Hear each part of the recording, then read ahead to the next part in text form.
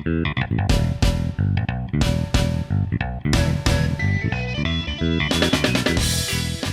everybody, my name is Bryan Paulhus and I am very excited to welcome you to the Homebodies Fitness Show.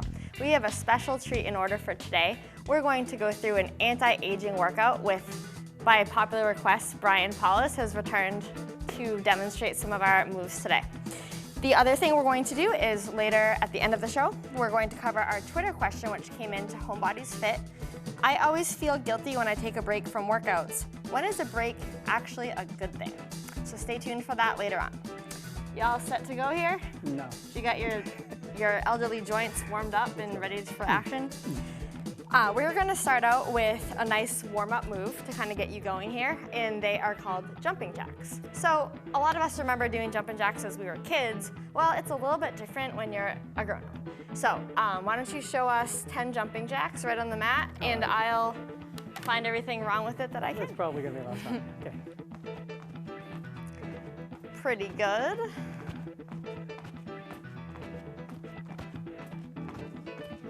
How am I doing? Nice job. Thank So you. with the jumping jack, what you're looking for is you're looking for your body to achieve what looks like a capital letter X. So you want your hands, your legs, your feet, everything about equal. A lot of people when they do their jumping jack, their arms aren't wide enough or their legs aren't wide enough. So you can see Bryan's were nice and even. Now, anytime you do an exercise that involves jumping, what you do is you help your body release human growth hormone. Does that sound like a good idea or a bad idea? Oh, I should have had more jumping jacks because I didn't grow enough. So. Yeah, so we don't want to go crazy or anything. We don't want to start with too many. But what happens with that is your body gets that little boost of hormones and it helps you to maintain your youthful looks. So it's a really great way to start your workout. I suggest starting with maybe 10, working your way up to 100. And jumping jacks burn more calories per minute than just about any other exercise on the planet. Pretty good deal, huh? I'll take it.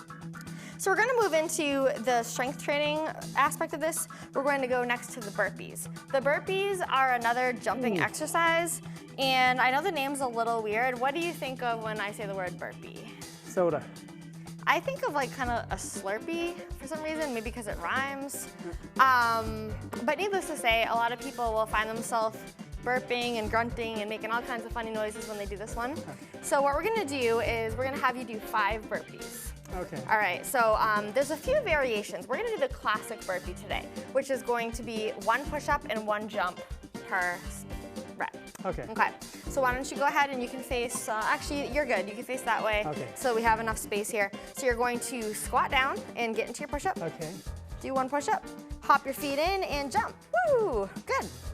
There's 1. Nice. Oops, I'm losing my sound. Oh. It's a good excuse. I planned It's this. important to make sure that you're dressed appropriately for your workout, and Yeah. I don't really understand what this getup is, but Big fan of we're gonna do our best here. We'll go Okay. over the apparel next time. All right. Nice. Oh. So you can see he's getting a lot of air time on his jumps. Yours might not look quite like that the first time you try them. You also have the option of just doing a burpee without the jump. So there's a few different things you can do. So burpees will get you huffing and puffing. It's another, well, it's another good one to do toward the beginning of your workout to kind of get the blood pumping and flowing. So now we're gonna go to a plyo push-up. Plyo means plyometric, and plyometric means explosive. So once again, we're gonna talk about the anti-aging thing. We're trying to just do movements that are more athletic, less slow and methodical. So you can adjust these to your level. So I'm gonna demonstrate, I mean, I don't wanna say girl push-ups, but, oh wow, okay. They really are called girl push-ups, so just try to deal with that. And so what we're gonna do is on the knees, right? So that's the difference. He's gonna have to do them on his feet because I'm mean, basically. So we're trying to throw the arms like that. We also have the option of doing the clap. So I'm gonna let you decide what ones you want to do. You're challenging my ego. And part of this is he doesn't know which ones are harder, and I do, but I'm not gonna tell him. Okay. Because once again, I'm mean. Nice. So he's chosen the clapping ones, and we'll do 5. Good. I am losing this. Okay. Oh wow. Be careful there, there's a mat. Now, so as far as the push-ups, I would say it just depends on the person. Doing the arm throw overhead is definitely a little bit more for most people, but because I do them almost every day because I'm amazing, I don't think they're that hard. But so it's just, you want some different things to play around with, because if you do the same thing every single day, it gets a little bit boring. We're going to start working some abs now. So, well actually, I should say core. Your core involves your back and your sides of your stomach as well as the front of your stomach. So we're gonna do what's called belly rockers. Now, we're not talking rockers like your grandma does in her rocking chair. We're gonna make our body do the rocking. So, belly rockers on the stomach. We're gonna do arms by the ears. Ooh, I don't like that. Do I have to do this one? Well, that's the idea. Let's give it a try. All right. So let's just do 5 to keep it nice and simple. No. So arms by your ears as best you can. Yep, so the idea is to get the legs going up as the arms go down and vice versa. If you have a really large head like he has, it makes it a little harder. So you have to work with what you have and kind of do your best. Could you please try to not rip my mat up each time you step up? Thank you. All right, I think he's trying to sabotage this so that we don't have to do everything. Yeah. Okay, so how did that feel? Well, a little awkward, but I guess that's good. I think you're supposed to be awkward when you do connective things like that, so. Yeah, he brings up a good point. If you do a lot of exercise at the gym where you just sit on the machine and push the handles around, you're really not engaging all of your little muscles. There's so many in your body, and something like that, you're really having to use every little muscle you have in your body at the same time and coordinate it. And that's a lot of what you'll notice, like I said, with the anti-aging workout. Kids seem to naturally do this. They spend a lot of time playing. We, as adults, spend a lot of time sitting, working. So you lose that touch of being coordinated. And so it's something that really helps in your workout to be able to keep your body coordinated. If you let your arms go or your legs and you're not doing everything at once, the whole thing just will fall apart. So it sort of self-corrects. When you're not doing it right, you'll be able to feel it. So now we're going to do the abs. So this one is a hollow rocker. And for this one, it's the same shape. I tell some of my clients it's like banana shape because your body sort of looks like a banana. I mean, just pretend that I'm big and yellow and you'll get the idea. But so it's like this. Easier is here, even easier is here. I like that. So there's the 3 different ones. I think for you, we'll try the middle one, Bryan, with the arms by the legs. By the legs? Yeah, let's try that. Okay, we'll do that. I like easier. So let's do between 5 and 10 of these. Pretty good. Thank you. So same thing with this, you'll see that the idea is to keep like a seesaw kind of going up and down. And he's making it look pretty easy, but I'm telling you, this one is not. Okay. So that was good. That was very good. So what happens when you move your arms up by your ears is you're creating more weight for your body to lift. So that's why it's harder that way. Same thing when you bend your knees, you're making your body shorter. So you have those abilities to vary it. Sometimes too, I'll do as many as I can with my arms up, and then I'll move the arms down so I can keep going. That way, once you get too tired to do the one way, you can switch, and it ends up, it allows you to continue the set so you can really burn it out. So we're gonna do, the next one is kind of an arm/core, and we're gonna be using the Frisbee, which sounds really, really fun, but it's actually really, really horrible. Thanks. So what we're gonna do is the forward Frisbee sliders. So your feet go on there, you're gonna lift yourself up, and then you're walking your hands. You wanna try to keep your hips pretty high. A lot of people will do it with the hips down, and you're not really using your hips when you do it that way. So you can have that and go ahead and give that a try. We'll try this. So we're gonna have him start with his feet right at the end of the mat. Right here? Oh. Yeah, as close to the end as you can. All right, so we're gonna. And then I'd like you to just clear that mat. So just, yeah. Oh, this is hard. And it is a little bit easier if you have a slippery surface like a kitchen floor. We're on a rug and it's a little tougher this way, but that's good for him. Okay. All right, so where did you feel that one? Triceps. We don't know where our triceps are at home. Yeah, so the tricep is the back of the arm. That's definitely the target. If you have weak hips and weak hamstrings back here, you'll feel it there too. So it ends up being kind of like a total body. We're gonna try another one which is a little bit more shoulders and more abs too. And that's gonna be the backward sliders. I think I'll start down here. So your feet go in, and this time you're facing the ground, and you're walking your hands back.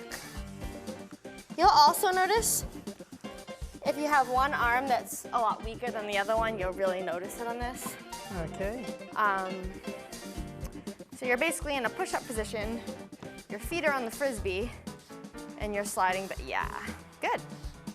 And if you get really good, you'll actually pick your hand up off the floor. He's still,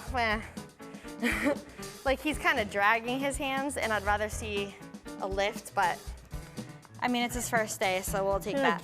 Cut me some slack. So this is just a normal Frisbee that I actually got it at a pet supply store that shall remain nameless, but you can use a Frisbee. It's easier if you use furniture sliders. So those things you stick under the couch when you go to move the couch. They're not that expensive, but you can't necessarily just get them anywhere. So, but if you do the furniture sliders, you will find that it will be slightly less resistance. If you're not as strong or new to it, you might find that that's better for you. And then we're going to finish up with a really tough shoulder and arm, and this is called ball pike ups. Oh no. So for that, I'm actually just gonna have you hop on there, and I'll help you through that one. Okay, hop on. Hop on, so like you're gonna put your hands there, Here. and your legs go right on top. Okay. Yeah.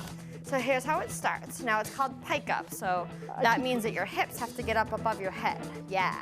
Nice, and then flatten back down. We'll do 5 of those. So there's a balance component to these, obviously, and a little bit of flexibility, a little bit of kind of circus trick effect to that. So that one really gets here. So, and all of these things, they might look a little intimidating, and they definitely are not super easy, but would you say they're all achievable for the average person if you just work on them? Yeah. I mean, as long as you're They take not, a little work, but. like, so to give you an idea, if you've never tried it, you literally might have to just get on the ball and stay. Yeah, this one's a little bit more difficult to maintain, so you'd have to be a little more careful. So you get used to this, and then you never want to move too fast. So you start lifting your hips up, and that might be all you do. And the next day you find you can go up a little further.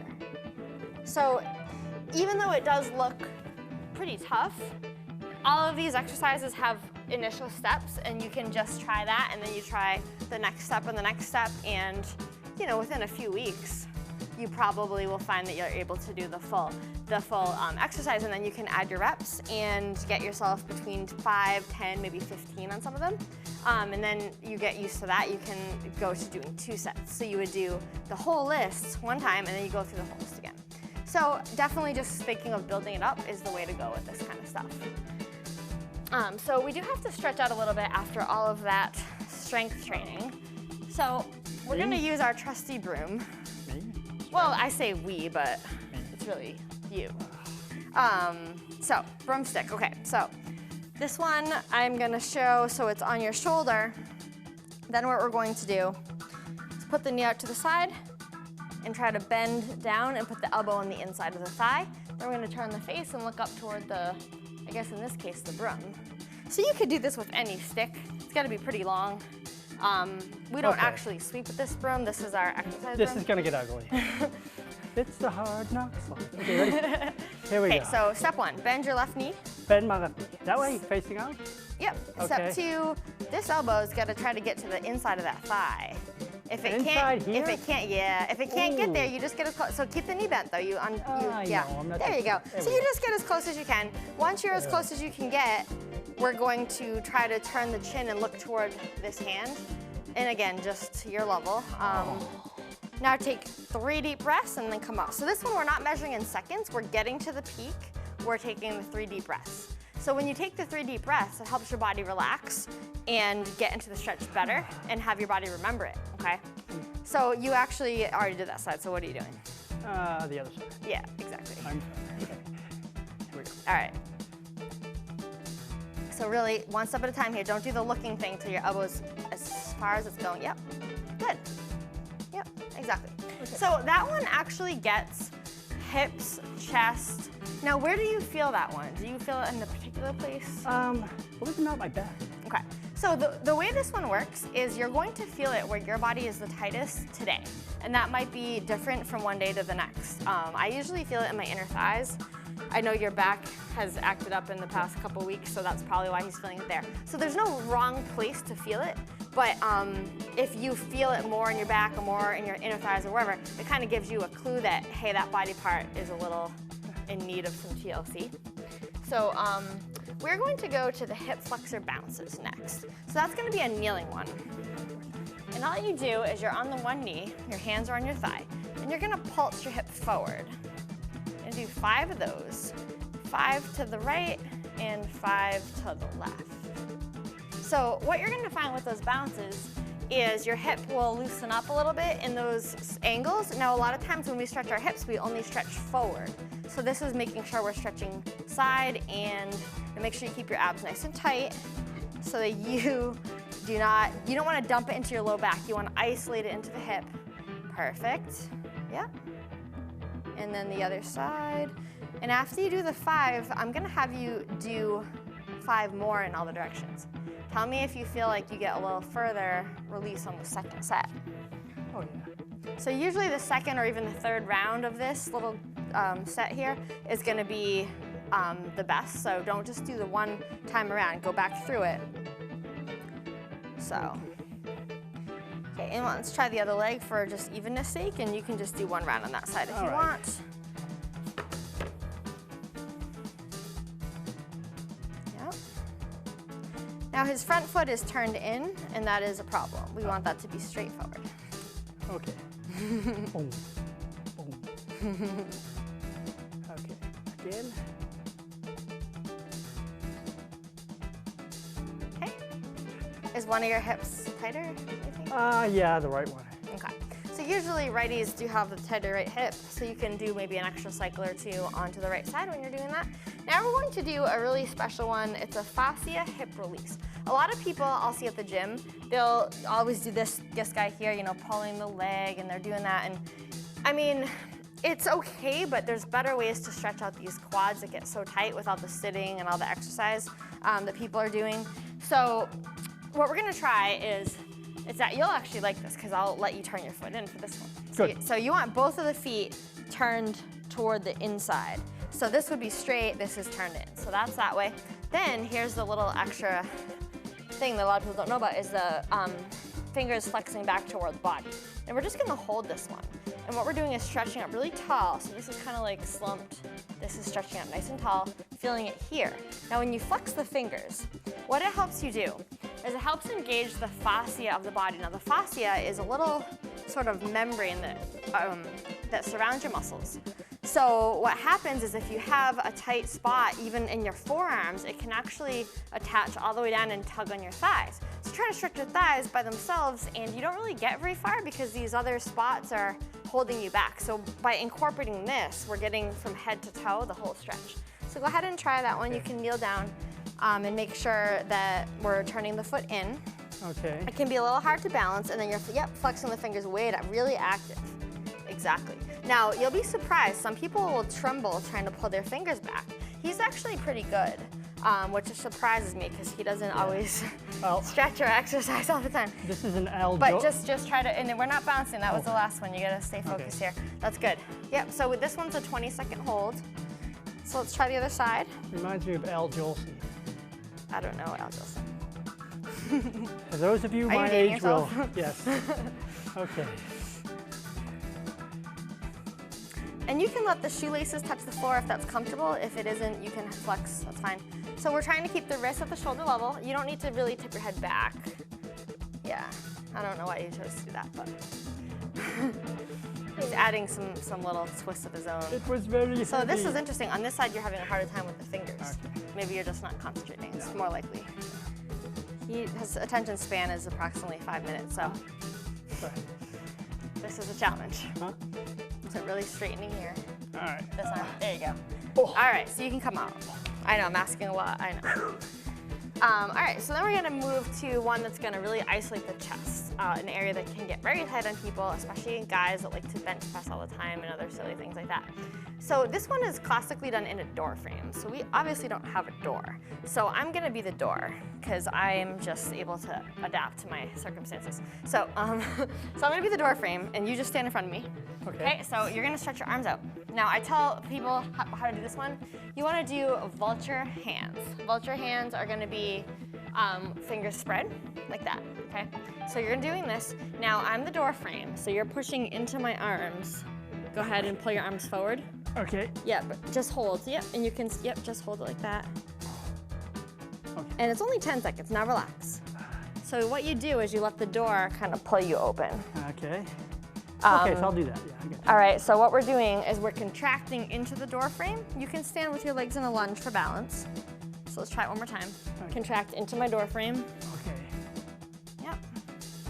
And after, so you should be making this super tired while you contract. After that, you relax, and you'll find that your arms relax as in don't contract anymore. Okay. And then your arms are pulled back. This is the pose whenever I win a race, I strike. I'm the winner. Okay, so here's the thing. If you go into the door frame and you just kind of try to put your arms out and stretch, you're not gonna get very far because muscles stretch better when they're tired. So by contracting into the door frame for 10 seconds, your muscles start getting tired. Then when you try to stretch them, they go, oh, okay. Because it's almost like you have to trick them because they like to maintain tightness. Most of the daily activities we do involve arms forward, using the computer, texting, cooking, driving, right? Ing, yeah. But all of the ings involve this. And our body is supposed to be like this. But when are the arms back there? They're really never, except for the Frisbee things. So Reaching back for a snack in the car. Right, reaching back into the back seat Great at your exercise. screaming kid that's Yes. back there. But really, there's not a lot of that. And even still, that's the right arm, right? The left arm isn't reaching. No. That's the passenger. But anyway, so we want to make sure we do this. So when I pick these 4 stretches, I pick the ones that are really the most in need. The other thing is you'll take a person and you'll say, if you're 20 years old, they'll measure all the stretches and muscles and say, oh, 20-year-olds move this way. Then they'll take like a 60-year-old and say, 60-year-olds move this way. And what muscles are different? It's not the hamstrings, it's not the calves. It's the biceps, the pecs, the hips. Those are the areas. So that's why with the anti-aging work, we want to focus on those muscles. So I think it's time for us to talk about the Twitter question. Oh no. I always feel guilty when I take a break from workouts. When is a break actually a good thing? Do you have any comments on this? Oh yeah. See, he's the master King of breaks, exercise yeah. breaks. His breaks are quite a bit longer than his working out. So I would say that he's pretty good at the breaks. Yeah, I've so why mastered- don't you tell us how you feel about them? And Okay, being remarkably, I've got to be the laziest person I know. I've always been trying to get the best return on investment, so to speak, on my workouts. And I found that there comes a point where you're getting diminishing returns and then eventually you're going backwards while still putting effort forward. So one thing I've noticed is that your body will tell you over a certain amount of time, when it starts to regress, you start to feel fatigue. Things you start working right and they don't add up to where you should be. Okay. Time to take a break. so you go by feel more than like by how many weeks? Well, I think part of that I've learned is there's a tendency to burn out at a certain time. So yeah, I do every like 7 weeks or so, I take a break. It's different with different people. I found that that's my breaking point. So. Okay. I've also noticed that a lot of my clients in personal training, they will do some weeks together, and then what ends up happening is people get sick, they get hurt, they just get tired of it. And what I like to tell people is try to take the break before you need the break. Yes. I think sometimes we keep pushing and pushing, and our body just says, I'm not doing this anymore. I am done. And it makes you take the break anyway. So you might as well take the break and have it be a happy thing that you chose rather than feel bad about the fact that you're forced to. So I think that if you look back at your workout logs and you say, geez, I usually tend to get really sick after I've been working out for about 2 months, or I usually get injured if I've been doing this many weeks, maybe take the break a couple weeks before that point, rather than wait until your body is like, starting to really hit the wall. So. Yeah, that's true. Sometimes in response to it, I've already hit the wall, and that's not good either. Right. So, I mean, I think it's important to understand that breaks are important and normal with working out. It doesn't mean you always have to just sit on the couch and do nothing. If you usually run really fast, maybe do slower jogging or just go for some walks or do something different. It doesn't mean like you have to be a complete couch potato, but it's more the formal working out that we're talking about. Yeah. So, you know, it's just one of those things where you're in it for the long run, not just for the, you know, like you have to think of the big picture. And I think the breaks, just like people want to take vacation from work or from other things, it's normal and a good idea to take them from the workouts too. Do you support that? I do. Good job today. Thanks everybody, we'll see you next time.